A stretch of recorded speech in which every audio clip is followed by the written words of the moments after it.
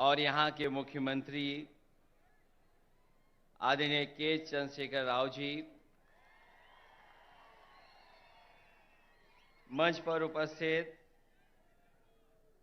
दिल्ली के मुख्यमंत्री अरविंद केजरीवाल जी, पंजाब के मुख्यमंत्री श्री भगवत मान जी, सीपीआई के जनरल सेक्रेटरी आदरणीय डी राजा जी और मंच पर उपस्थित सभी बीआरएस पार्टी के सभी वरिष्ठ नेता, यहां पर इस सभा में उपस्थित बीआरएस पार्टी के संगठन के सभी पदाधिकारी, मिनिस्टर्स, सांसद, विधायक, सभी नेता और बड़ी संख्या में, जहां तक मैं देख सकता हूं मुझे लोग ही लोग दिखाई दे रहे हैं, सर दिखाई दे रहे हैं। मैं अगर बाईं तरफ देखता हूं, मुझे लोग ही लोग दिखाई दे रहे हैं, सर दिख रहे हैं। दाईं तरफ देखता हूं तो सर दिखाई दे रहे हैं। और मैं जब सामने देखता हूं, जहां तक देख सकता हूं वहां तक मुझे लोग दिखाई दे रहे हैं।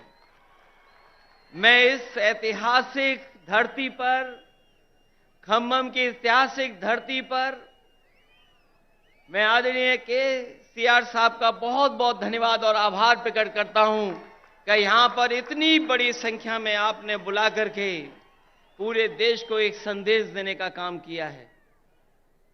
आज सुबह से लगातार हम लोग काम देख रहे हैं। मैं सामने जहां पर बिल्डिंग में हम लोग बैठे थे,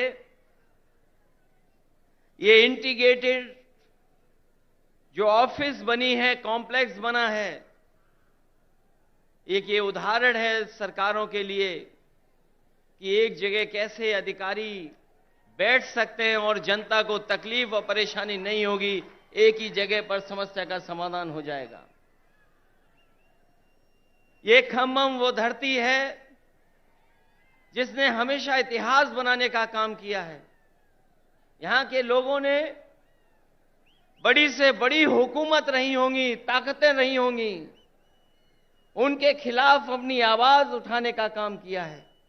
यहां के किसान, यहां के नौजवान, अगर किसान कभी इकट्ठे हुए हैं और अपनी आवाज को बुलंद करना पड़ा होगा, तो यहां के किसान इकट्ठे होकर के अपनी आवाज बुलंद कर करके उस समय की हुकूमत को हिला के रख दिया।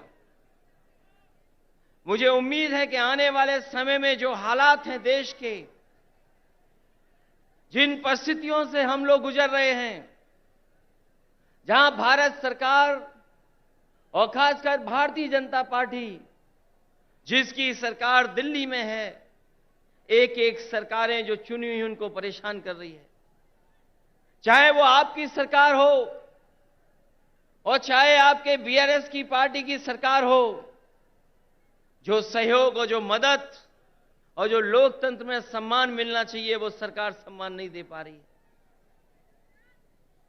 समय समय पर रुकावट कैसे पैदा हो, नेताओं को कैसे परेशान किया जाए, उनके खिलाफ क्या साजिश की जाए, उनके विपक्ष के लोग जो उनके सामने खड़े होकर के सवाल पूछते हैं, उनको किस षड्यंत्र से उनको दबाया जाए, उनकी छवि कैसे खराब की जाए, ये भारतीय जनता पार्टी की सोची समझी सी रणनीति के तहत काम कर रहे हैं। जो संस्थाएं हमें न्याय देना चाहती हैं, जहां से हम न्याय के लिए पुकार सकते हैं, उन संस्थाओं को भी दबाव बनाने का काम अगर कोई कर रहा है तो भारतीय जनता पार्टी कर रही है। अभी कल ही भारतीय जनता पार्टी की मीटिंग खत्म हुई है और उन्होंने कहा कि 400 दिन बाकी हैं। हमें तो लगता था कि ये सरकार तो वो है जो दावा करती थी कि हटेगी नहीं, अब तो वो स्वयं स्वीकार कर रही है कि अब 400 दिन हैं। जो सरकार अपने दिन गिनने लगे, जो सरकार अपने दिन बताने लगे, समझ लो ये 400 दिन बाद सरकार रुकने वाली नहीं है। अब तो 399 दिन बचे हैं।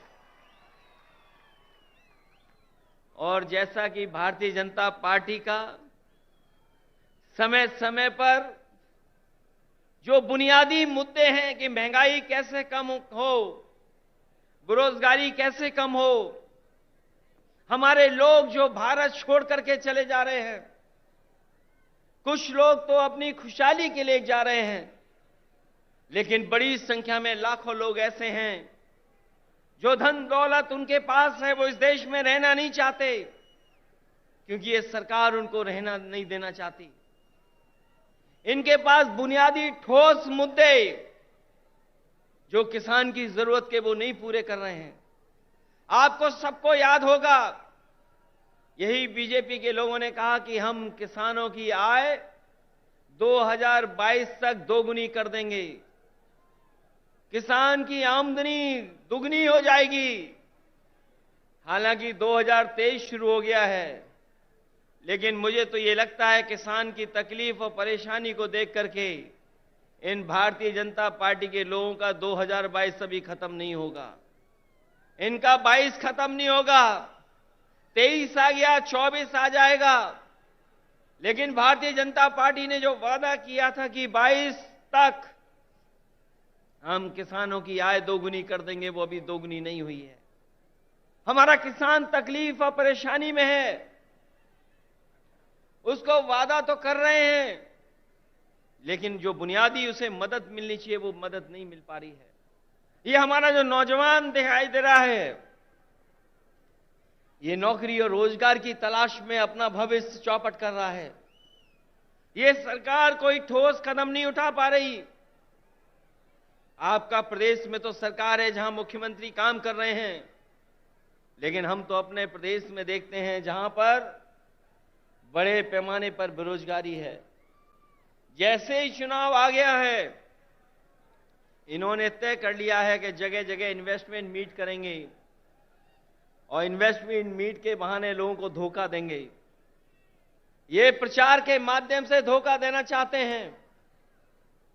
वैसे तो समय समय पर देश के लोग और देश के जो नेता होते हैं वो G20 की अध्यक्षता कर रहे हैं, लेकिन इस बार इन्हें मौका मिला है अध्यक्षता करने का। मुझे लगता है कि केवल चुनाव के लिए ही प्रचार करेंगे, उसमें कोई ठोस कदम नहीं उठाएंगे। इसलिए आज जब हम इतनी बड़ी संख्या में लोगों के सामने इकट्ठे हुए हैं, जहां मुझे लोग ही लोग दिखाई दे रहे हैं, उनके सामने मैं कह सकता हूं कि अगर तेलंगाना में सफाया हो रहा है बीजेपी का, तो उत्तर प्रदेश भी पीछे नहीं रहेगा।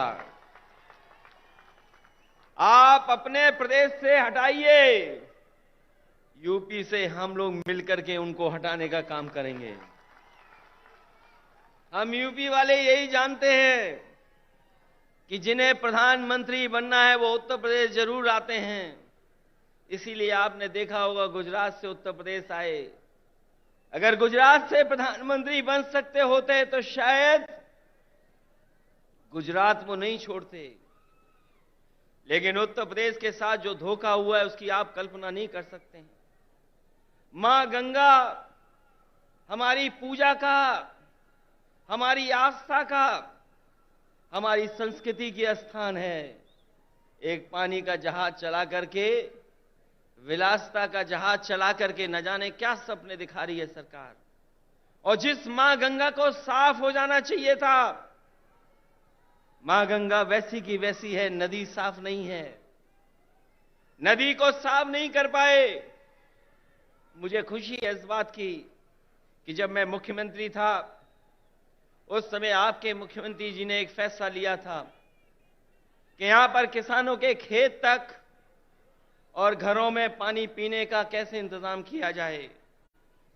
वो जो इंटीग्रेटेड इरिगेशन सिस्टम का आपने शुरुआत की, मैं आपको बधाई देता हूं और जनता को भी बधाई देता हूं, उनका धन्यवाद देता हूं कि आपके प्रदेश से शुरू हुई योजना, जहां पर खेत को पानी, घर में पानी, का इंतजाम किया, वही तो भारत सरकार नकल कर रही है। जो आज भारत सरकार नकल कर रही है वो कहीं ना कहीं आपकी देन है।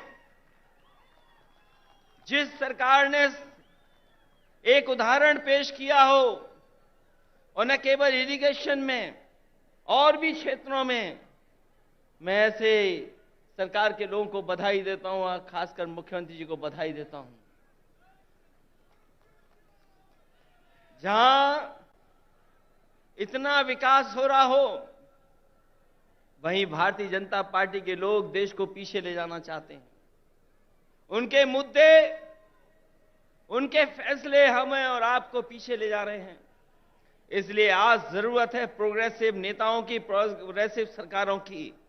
और मुझे उम्मीद है कि जिस तरीके से भारतीय जनता पार्टी ने देश को पीछे कर दिया है हर चीज में, हम सब मिलकर के जो मंच पर बैठे हैं और प्रदेशों में भी हैं, जो साथ मिलकर के काम करेंगे तो देश को एक नई सरकार भी और नए तरह का एक प्रोग्रेसिव एजेंडा देकर के देश को आगे ले जाने का काम करेंगे।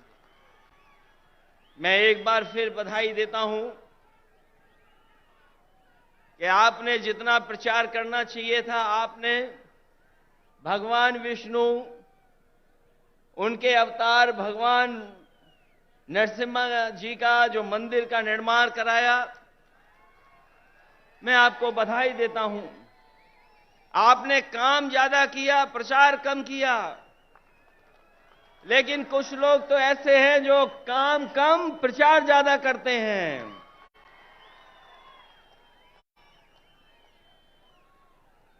इसलिए जब अभी हम लोगों ने त्योहार भी मनाया है, हमारे यहां मकर संक्रांति का त्योहार तब मनाया जाता है जब सूर्य उत्तरायण हो जाता है। अगर हम मकर संक्रांति मनाते हैं तो देश में अलग अलग जगह अलग अलग त्योहार मनाते हैं। अगर सूर्य उत्तरायण हुआ है तो राजनीति दक्षिणायन चली गई है, और उत्तरायण से अगर कोई चीज शुरू हुई है और अगर दक्षिणायन राजनीति शुरू कर रहा है तो मुझे उम्मीद है कि आने वाले समय में बदलाव देश में आएगा और देश में एक नई सरकार होगी। ये भारतीय जनता पार्टी के लोग नहीं रहेंगे, क्योंकि इनके पास भ्रम और जाल फैलाने के अलावा कोई रास्ता नहीं है। ये समय समय पर भ्रम फैलाते हैं, समय समय पर जाल फेंकते हैं। ये भारतीय जनता पार्टी भ्रम जाल पार्टी है, इससे सावधान रहना। हम लोग तो सावधान कर ही रहे हैं, लेकिन आप लोग भी सावधान करना, जिससे देश में एक नया परिवर्तन आए। मैं इन्हीं शब्दों के साथ आप सबका बहुत बहुत स्वागत करता हूं, बधाई देता हूं। इस ऐतिहासिक धरती पर जो ऐतिहासिक जनसभा हुई है, उसके लिए बहुत बहुत